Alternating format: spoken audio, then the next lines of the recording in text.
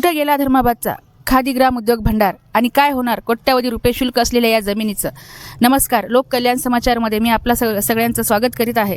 तुम्ही पाहू शकता मी आज कुठं थांबलेली आहे.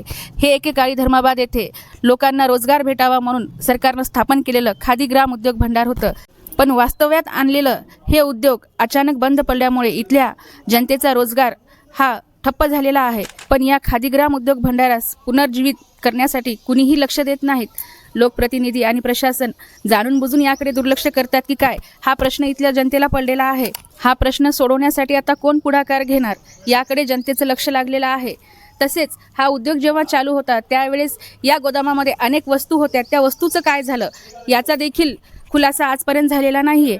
त्याचनंतर आज हे जे गोदाम आहे धर्माबादच्या मधोमध्ये एक गांधीनगर म्हणून या ठिकाणी स्थापित आहे आणि आता या जमिनीचं काय होणार हा प्रश्नसुद्धा खूप मोठा आहे. कोट्यावधी रुपये मूल्यांकन असलेल्या या जमिनीचं आता काय होणार आणि कुणाच्या घशामध्ये ही जमीन जाणार हा प्रश्नसुद्धा इथल्या नागरिकांना भेडसावत आहे.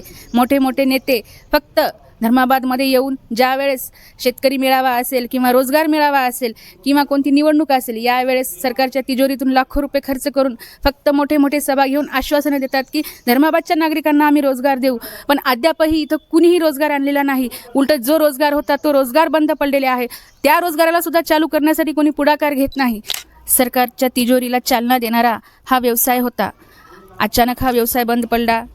अनेक लोक बाहेर गावी कामासाठी जातात आणि हा जर व्यवसाय पुण्याने जर सुरुवात केली तर इथला बेरोजगार जो आहे इथंच काम करेल. अनेक लोकांची उपजीविका भागेल. युवांना महिलांना इथं रोजगार मिळेल. आणि हा एक खूप मोठा प्रश्न जरी असला खादी ग्राम उद्योग धर्माबादचा का बंद पडला हे जरी एक कोडा असेल पण या कोड्याला सोडवण्यासाठी कोण पुढाकार घेईल?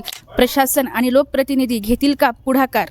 जनतेच्या हितासाठी अशा प्रकारच्या माहितीसाठी बातमीसाठी आपल्या चॅनलला अवश्य पाहत जा आणि सबस्क्राईब करायला विसरू नका.